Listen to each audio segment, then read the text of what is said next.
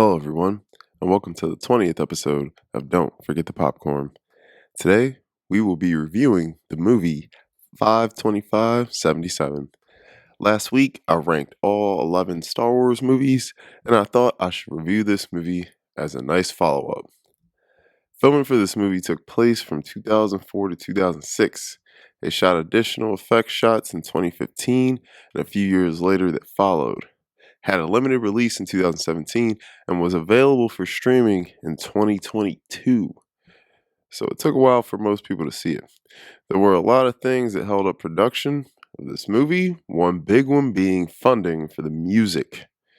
This movie was written and directed by Patrick Reed Johnson and is based on his real life and upbringing in rural Illinois. It stars John Francis Daly, who plays Johnson. 52577 follows a young man who sees 2001: A Space Odyssey at 8 years old, and it creates a lifelong passion for filmmaking, particularly effects-driven sci-fi films. He spends all of his time and money making Super 8 films with his friends and family.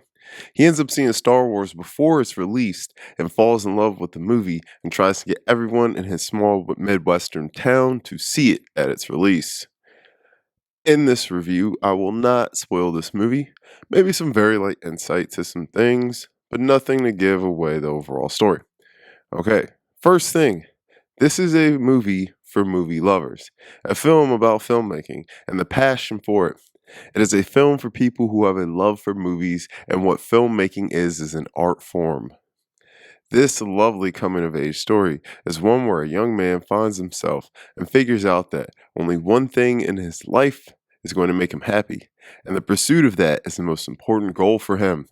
A boy who becomes a young man before the viewer's eyes, who learns, grows, and loves as he fights through the adversity set against him in achieving his goals. On a personal level, I related to this film very much, and I was and still am very passionate not only about film, but about a lot of things in my life since I was very young.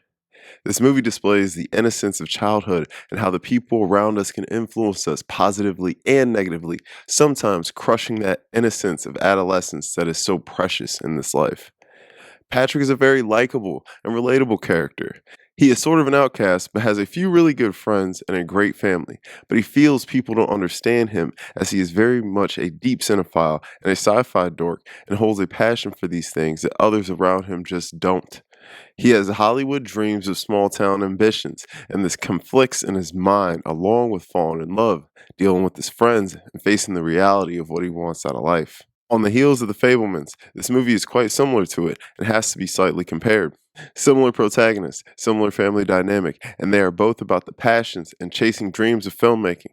Even though this movie is technically much older, this movie is the raw version of The Fablemans, the one that feels real, not the Oscar baity performances. I love The Fablemans, it's a great movie. But 525 has that passion and love touch to it that those personal indies have that can really make a movie feel special.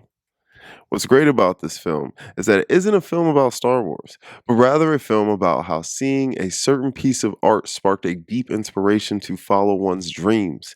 A film about love, growing up, being happy with who you are, facing your fears, and sacrifices.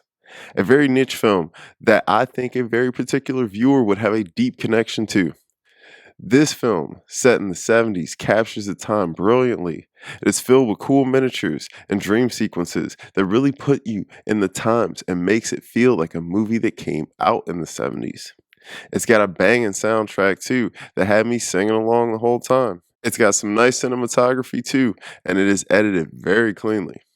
John Francis Daly delivers a great performance as Patrick, and I believe brought exactly what was needed for this character. He is perfectly nerdy with that blend of charisma and humor a character like this needs to be convincing. The rest of the cast is well rounded, with his friends filling in the caring but concerned roles quite well. Although I still have huge issues with his girlfriend in the movie.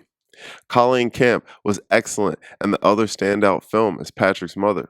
She was very compelling and carried that real passion and love that a mother would show her son and plays that parent that a lot of us were fortunate to have growing up.